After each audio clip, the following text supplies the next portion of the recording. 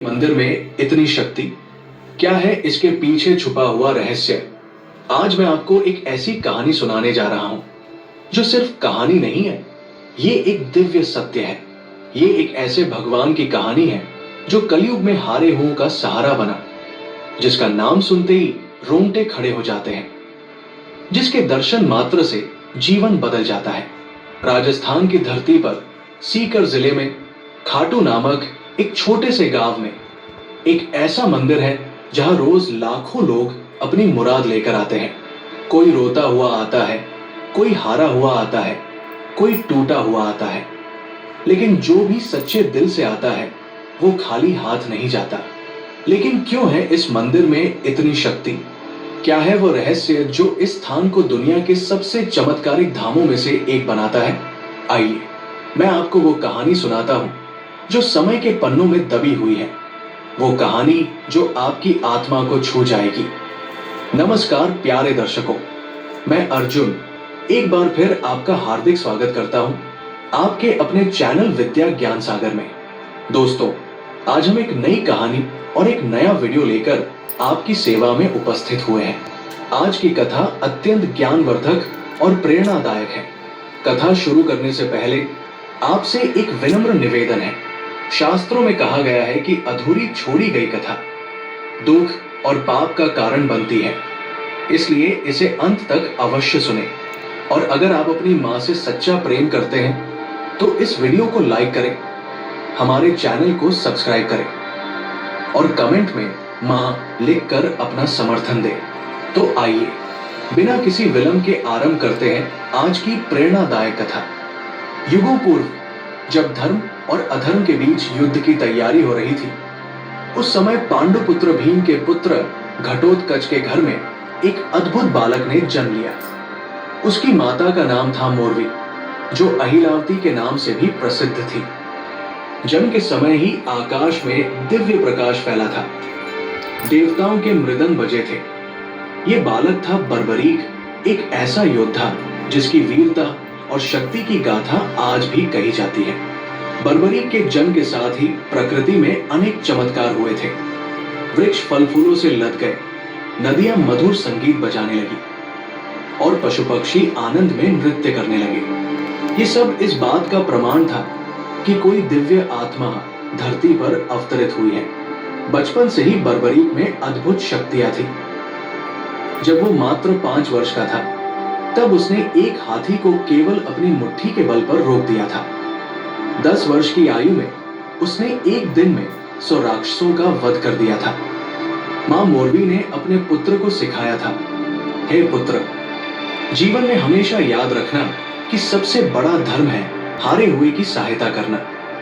जो निर्बल है, जो असहाय है, जो संकट में है, उसके साथ खड़े होना ही सच्चा धर्म है। मां के इन शब्दों को बर्बरीक ने अपने हृदय की गहराई में बसा लिया था। वो जानता था कि उसकी शक्ति का उपयोग कमजोरों की रक्षा के लिए करना है। जब बर्बरीक 16 वर्ष का हुआ, तब उसने घोर तपस्या की। हिमालय की ऊंची चोटियों पर, जहां सिवाय बर्फ के कुछ नहीं था, वहां उसने भगवान शिव की आराधना की। महीनों तक केवल हवा पीकर, बिना भोजन के वो तपस्या में लीन रहा। भगवान शिव प्रसन्न हुए और उन्होंने बर्बरीक को 3 अद्भुत बाण प्रदान किए। ये बाण साधारण नहीं थे, ये दिव्य थे, चमत्कारी थे। पहला बाण ये शत्रु के सभी कमजोर स्थानों को चिह्नित करता था। जहां भी ये निशाना लगाता, वहां लाल रंग का चिन्ह बन जाता था। दूसरा बाण ये मित्रों और रक्षणीय व्यक्तियों को पहचान कर उन्हें चिन्हित करता था, उन पर नीले रंग का निशान बनता था। तीसरा बाण ये सबसे शक्तिशाली था। ये लाल निशान वाले सभी स्थानों को एक साथ भेद कर शत्रुओं का संहार करता था और नीले निशान वाले सभी को सुरक्षित कर देता था। माता मोरवी ने, जो स्वयं एक नागकन्या थी, अपने पुत्र को एक दिव्य धनुष प्रदान किया। ये धनुष इतना शक्तिशाली था कि इसकी टंकार से ही शत्रु भयभीत हो जाते थे। इस धनुष का नाम था महाकाल दंड। इस धनुष की विशेषता यह थी कि यह कभी नहीं चूकता था। जो भी लक्ष्य बर्बरीक मन में सोचता, वो तुरंत उस तक पहुंच जाता था। चाहे शत्रु कहीं भी छुप जाए, चाहे वो किसी भी माया का सहारा ले, ये बाण उसे ढूंढकर मार गिराता था। जब महाभारत के युद्ध की घोषणा हुई, तब बर्बरी के हृदय में भी युद्ध में भाग लेने की इच्छा जगी। उसने सोचा, ये तो धर्म और अधर्म का युद्ध है, मुझे इसमें अवश्य भाग लेना चाहिए। लेकिन प्रश्न था, किस पक्ष में? बर्बरी के मन में कोई शंका नहीं थी। उसकी मां ने जो संस्कार दिए थे, उसके अनुसार उसे हमेशा हारने वाले का साथ देना था। वो अपने नीले घोड़े पर सवार होकर कुरुक्षेत्र की ओर चल पड़ा। रास्ते में जो भी उसे मिलता, वो पूछता, कुरुक्षेत्र में कौन जीत रहा है? सभी का एक ही उत्तर था, पांडव निर्बल है, कौरव शक्तिशाली है। ये सुनकर बर्बरी का निर्णय और भी पक्का हो गया। वो पांडवों का साथ देगा। कुरुक्षेत्र के पास पहुंचकर बर्बरीक ने एक वट वृक्ष के नीचे विश्राम किया। वहां उसे एक युवा ब्राह्मण मिला, जो अत्यंत सुंदर और तेजस्वी था। उसकी आंखों में अद्भुत गहराई थी, मुस्कान में दिव्य चमक थी। ये ब्राह्मण कोई और नहीं, स्वयं भगवान कृष्ण थे, जो बर्बरी की परीक्षा लेने आए थे। वत्स, ब्राह्मण ने मधुर स्वर में कहा, तुम कहां जा रहे हो और ये 3 बाण लेकर क्या करोगे? क्या तुम्हें लगता है कि मात्र 3 बाणों से तुम युद्ध जीत सकते हो? बर्बरीक ने विनम्रता से उत्तर दिया, हे ब्राह्मण देव, ये कोई साधारण बाण नहीं है।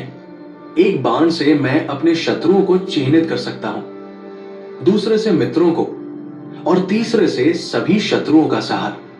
यदि आवश्यकता हो तो एक ही बाण से मैं सारी पृथ्वी को छलनी कर सकता हूं। ब्राह्मण ने मुस्कुराते हुए कहा, यह कैसे संभव है? वत्स, दिखाओ तो मुझे अपनी शक्ति। उन्होंने पास के एक विशाल पीपल वृक्ष की ओर इशारा किया और कहा, इस वृक्ष के सभी पत्तों को छेद दो, लेकिन ध्यान रहे, एक भी पत्ता नष्ट नहीं होना चाहिए, केवल छेद होना चाहिए। बर्बरीक ने अपने पहले बाण को धनुष पर चढ़ाया।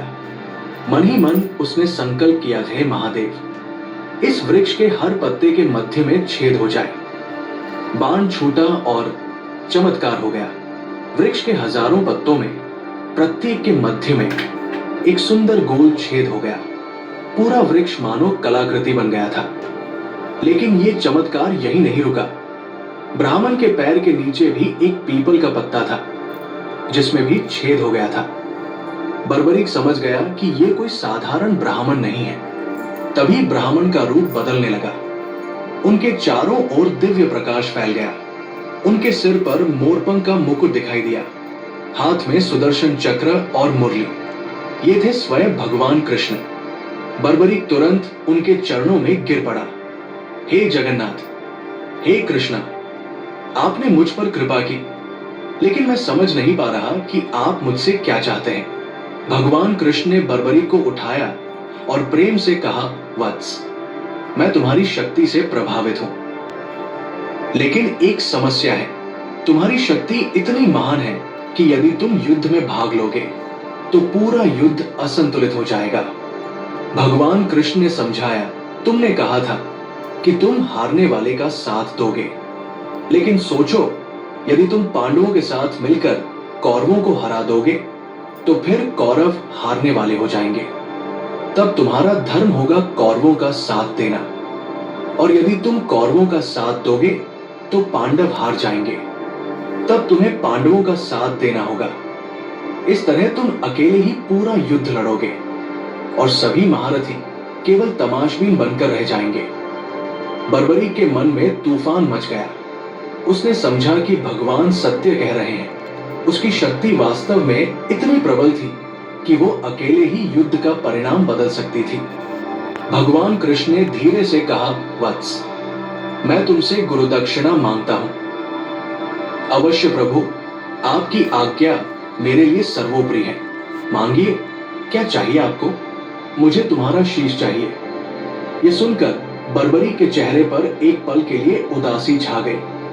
उसके मन में हजारों विचार आए। युद्ध देखने की इच्छा, वीरती पाने की चाह, यश कमाने की लालसा, सब कुछ एक पल में बिखर गया। लेकिन अगले ही क्षण उसके चेहरे पर शांति आ गई। गुरु का आदेश उसके लिए सब कुछ था। प्रभु, बर्बरीक ने दृढ़ स्वर में कहा, आपकी इच्छा मेरे लिए आदेश है। मैं अपना शीश अवश्य दूंगा, लेकिन मेरी एक प्रार्थना है। कहो वत्स, क्या चाहते हो? मैं युद्ध देखना चाहता हूं। मेरा शीश काटने के बाद भी यदि वो युद्ध देख सके तो मैं अपने जीवन को सार्थक समझूंगा। भगवान कृष्ण ने प्रसन्नता से कहा, तथास्तु। तुम्हारा शीश न केवल युद्ध देखेगा बल्कि युद्ध की संपूर्ण गाथा को समझेगा भी। और सुनो, एक और वरदान देता हूं। कलयुग में तुम मेरे नाम से पूजे जाओगे। लोग तुम्हें श्याम कहकर पुकारेंगे।